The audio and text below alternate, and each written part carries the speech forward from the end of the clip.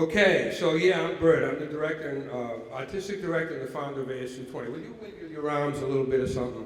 Make some noise. Quick, quick. That's right. Now, all right. Now I feel like I'm with somebody. Thank you very much. So what is this all about? So what do we got? Art, crafting, community. Art, crafting, community. And where does the story begin? In 1983. Okay, in 1983, I'm 33 years old, and I'm coming out of the closet. What do I mean by that? This is my first exhibit as a visual artist. I'm going to do a one-person show. And where am I going to do it? I'm going to do it at Antonio de Toro Studio Gallery on Steeple Street. And where was that gallery? It was where people used to refer to a place, the armpit of New England, Providence, Rhode Island. Okay? Context, in 1983, Providence didn't look like it does now. It was desperate. It felt hopeless. Every musician and visual artist that I knew wanted to get out of town. They wanted to get to Boston. They wanted to get to New York. There was no connection between artists. Okay? So, that's what it looked like. And I call your attention to the top right-hand corner, or your right hand, correct, thank you. That building there, because we're going to refer to that again in a little bit. So I do my big exhibit at Antonio de Toro Studio Gallery. I was convinced, now understand, I was working in somewhat isolation. I was convinced without question that I was the second coming, meaning the next Pablo Picasso. Okay? Absolutely convinced. I had read about this. Artists were really critical, really critical. And what do we look for as an artist when we do an exhibit? A little attention, like a review. So this is the review in the Providence Journal as I'm waiting every day, opening the paper. Oh my God, what are they going to say about my artwork? Are they going to realize how powerful and how important I am? Okay? I'm ready to buy my train tickets to New York. So I call you, I'm reading the article, and I look, and it says Artist Social Commentary. That's right. He's got it. He understands. And then I read Crenca is someone who appears to be deeply concerned about the injustices of the world. In fact, there is hardly an issue or event that has escaped his attention. He's getting me, man. He got me. Right? That's right. That's me. Right? The next Pablo, wait. The last paragraph.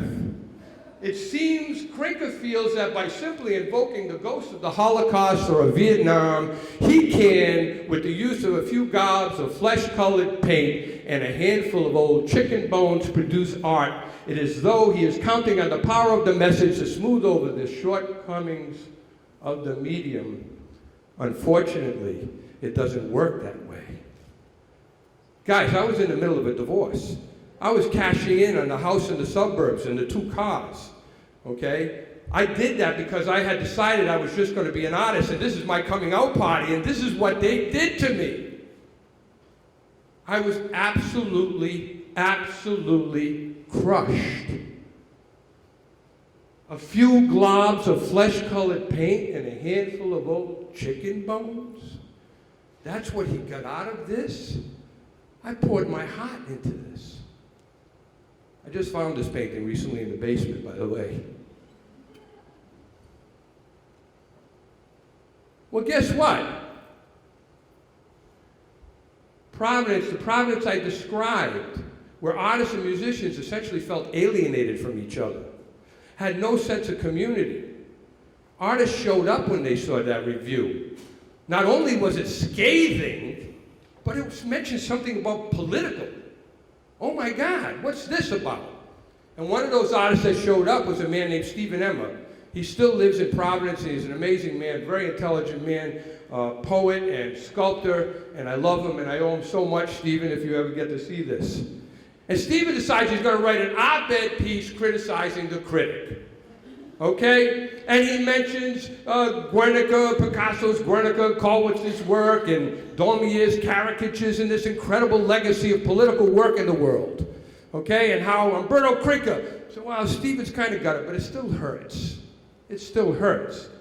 And what does Stephen do? He urges the public to view the show themselves and judge whether the shortcomings of Umberto Crenca's art are in the art or in the review. What does that do? Brings more artists. So on one of those kinds of nights where you're drinking a gallon of wine and eating all this cheese with a whole bunch of artists in a room and you're bitching about the conditions, okay? A lot of people came to that show. At the end of that night, exhausted, drunk, we decided that maybe we should start meeting. And we decided to start meeting at my house and talk about what we could do to make a difference, to make a change. And we would come together, about a dozen of us, and we would argue and debate. People cried, people's feelings got hurt, and Steve Emmer would take notes. He would go back, he'd draft something, he'd come back the next week, and we would debate. People's feelings got hurt, there were tears, it was intense. And at the end of this process, I don't recall how long, maybe a dozen artists, we wrote this manifesto. Now what you'll notice is that there's only 3 signatures on the manifesto. Steve Emmer, Martha Dempster, and Umberto Crenca. And coincidentally, Steve Emmer and Martha Dempster were married. Okay? All the rest of the artists felt that the language was, for one reason or another, and part and parcel, they couldn't handle it. Because we had planned to go public with this thing. Okay, and I call your attention to a couple of lines which you've probably already read. We challenge the pervasive notion that complete, unbridled, uncensored freedom produces mediocrity and that excellence rises out of repression. It does not. Art is stifled and stagnates under repression, whether that repression is overtly political or covertly economic. Hence, the historical exodus of artists and others from repressive states to those more conducive of free expression of ideas. Remember this. Art must be allowed to flourish unhampered because art is one of the last areas of culture where humanity defines its spiritual nature. And if you've looked at this while you've been sitting here, you realize we condemned everything in the art world, everything. Every museum, every funder, every art institution, every art college as being interconnected and having favoritism, okay, and being elitist. And we believed it. So now what? We set that manifesto. Now, understand, I'm in pain from a number of reasons. I really haven't recovered from that review, okay? Even though things are picking up, right? And I'm in the middle of a divorce. So probably half the room's been through that. So you know what that feels like, right? And we send that manifesto as a press release, and every newspaper in the state of Rhode Island, with the exception of the Providence Journal, either published it or published excerpts of that manifesto. Holy shit. And what was the response to that? We started getting letters and phone calls from all over the state of Rhode Island, people saying, I know what you mean, I've been feeling this. How would you do it better? How would you do it different? So we started meeting again. And we decided to put an art event together. It was called the Rhode Island Art Event, and it also happened, I think, in 1983. And we put an open call across the entire state to any and every single artist in whatever art medium. I don't care if they decided cake baking or cupcake baking. It was an art form. It didn't make any difference. They were welcome to participate in the show. And even at that, we're saying, well, what if somebody brings a painting on black velvet? And we said, man, we just spent 4 months having that conversation. We hang it. And all these people came back.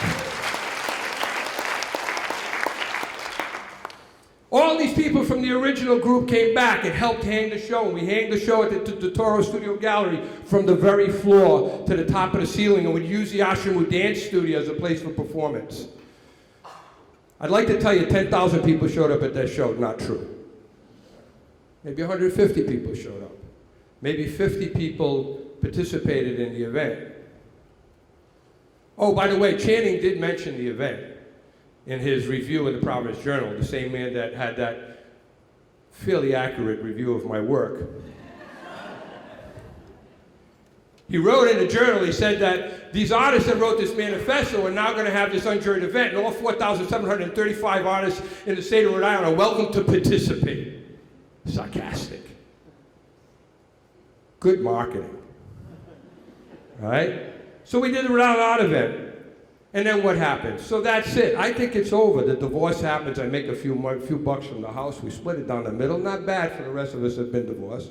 right? 50-50, okay? And I decide I'm going to do the rootsy thing. I'm going to go to Europe. I'm going to take a backpack. I'm going to get the Eurail pass, and I'm going to travel for months and months in Europe, and I'm going to go to all those places I had been fantasizing and reading about.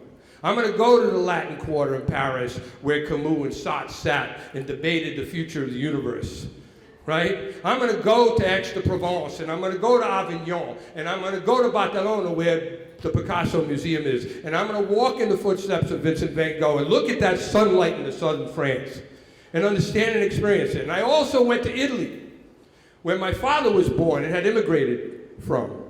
And I visited cousins and families and went to graveyards, places that I had no connection with except through a father who never taught me to speak Italian.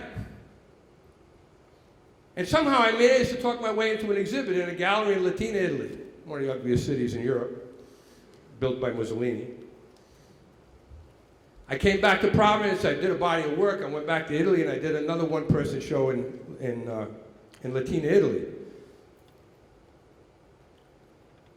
I jumped forward. I'm going to back up a little bit. Before I went to Europe, a man came to that exhibit. His name was Henry Reisman, who had a place called the New England Center for Contemporary Art, and he had this converted chicken farm that he made, and I think he did it for tax purposes, that he did it at and created an art center, and I went and did a residency there, by the way. He had come to the exhibit, I did a residency. So before I went on the trip to Europe, sorry for the break in the continuity here, but before I went to the trip to Europe, I was an artist in residence living in the woods for 3 months, which culminated with an exhibit. So that exhibit, then the trip to Europe, back, another exhibit in Latina, Italy. Really? I got slammed a few months back, and now I've had 3 one-person shows since. And I got this thinking in my head that I can't get rid of, about this idea that every human being is born creative, that every human being is born with curiosity and intuitive. Okay? I had this idea that was in my head that somehow or another there has to be opportunity for anybody and everybody to be able to maximize on that self, that creative self, and realize that full potential. And I knew that the more people that had access to that part of themselves, the better community that we would have. So I come back after the European experience. I have $800 into my name. Spend it all, of course. I didn't have a job for the first time in my life. What am I going to do? So I decided that I was going to create a place that was an unjuried, uncensored environment for the arts. Took the $800, put it down on some rent, dragged a couple of friends, my wife Susan and Scott Siebold, pleaded with them to help me. And we started a place called AS 220. AS, Alternative Space, 220 Weybosser Street, the 3rd floor of the Performing Arts Center. The Performing Arts Center had just been saved and had just reopened, and I may have said to them something about a James Taylor type coffee house. I don't remember mentioning to them there was going to be Unjuried and Uncensored. So we went up there and we had all-night raves and heavy metal bands and bands like Shithouse and Sleep Chamber and things like that, and graffiti and anything and everything you could possibly imagine happened there. And in short notice, we got a little letter from the Performing Arts Center, a very polite letter, and I love Lynn, he's still a friend, right? That said, we think what you're doing for the city of Providence is very important. Now you need to find someplace else to do it. Now we don't even have $800, we have no money. We walk around the corner to Richmond Street, which was completely boarded up at the time, found the perfect building, a building that had no running water, no electricity, okay? And we put some rent down. I went to the landlord and said, don't come see me, I'll come see you. And we moved in, and we lived there. And Green Day played there. And Viola Davis performed there, a solo act, before she went to New York. Lee Konitz, a very famous alto saxophone player, played in the illegal. I don't know if they knew it was illegal, but, you know, whatever. So we talked about that manifesto, and I highlighted a few things I want you to remember. So this is the current mission statement of AS 220. Exhibitions and performances in the forum will be unjuried and uncensored and open to the general public. Today, still. And this is what it looks like. Remember that building up in that top right-hand corner I told you to pay attention to? That's that building. Now with 3 buildings, 100,000 square I can do this, 100,000 square feet of renovated space in derelict buildings that were 100% occupied the day they were done. It's $25 million of investment in the city and multi-millions of dollars that followed that investment all around us in every block that we were in, including the original space down on Richmond Street. What's in there? Yeah, that's right. We're still unjuried and uncensored. All ages, all the time. Equal pay. All of the staff at ASU 20 make the same wage. Public programming between our classes, our performance space, our black box, our galleries. We offer up anywhere between 100 and 130 unique opportunities to the general public to participate at ASU 20. Our live-work studios, 50 artists live in our buildings, another half a dozen are work studios and affordable live-work studio spaces. Commercial tenants, other small businesses, local businesses that we help raise their profile, that help make the numbers work and make it a mixed, truly mixed use, mixed income development. Our industries, our print shop, our media lab, our fabrication laboratory, food and drink, working with local farmers to provide at a very affordable price good food and make it affordable so that anybody can have that experience. So our macaroni and cheese is made with local cheese. A youth program that just got a national award, a Coming Up Taller award, and our youth for their work was presented with the award by Michelle Obama in Washington this year. And other nonprofit tenants like the Rhode Island Council on the Humanities and College Visions, which is another organization that we helped incubate and acted as fiscal agent. College Visions works to help first-generation college applicants get into college and track them for 4 years and make sure they're successful. And they're doing absolutely remarkable work. Let's remember, this is where it all started. A few globs of flesh-colored paint. Its craftsmanship was worthy of critique. So in regards to the theme tonight, art and craftsmanship, in my opinion, craftsmanship is in service to art. It's in service to design, it's in service to expression, which is in service to communication. Okay? Because after all, when we make something, what's the purpose of that? Is it not to communicate? Is it not to use our feelings and quantify our feelings in some way and share that and connect as human beings with the 50 million different messages that we're getting in this world about we're too short, too tall, too fat, our hair's too curly, too long, whatever the hell the damn is? Where do we find ourselves in all of that? In service to community. Communication is the mortar that holds us and binds us. Art is that form of expression that gives us commonality, where we find identification in each other. And what does it look like in practice? A place where you can take risk, a safe place. A place that provides access to tools that people ordinarily might not be able to afford, like a laser cutter or a 3D printer. And what about the issue of quality? Well, when we first started in grants, it became a 501c3. It took me 2 months to learn those letters and numbers in the right order. But I did remember them saying, if you do that, you get some money, right? And the question always used to be, what about quality? How are you going to ensure quality? We have to preserve these Western European art traditions. And our response was to ensure quality by providing opportunity. And let's go back. Crenca is someone who appears to be deeply concerned about the injustice of the world. In fact, there is hardly an issue or event that has escaped him. This is my recent work. I don't learn very well. Very slow learner. So, abortion, violence, Obama's choice to be president, oil, the whole works. And what's the message I want to leave you with? And I'd like to share a little art with my friends. Thank you.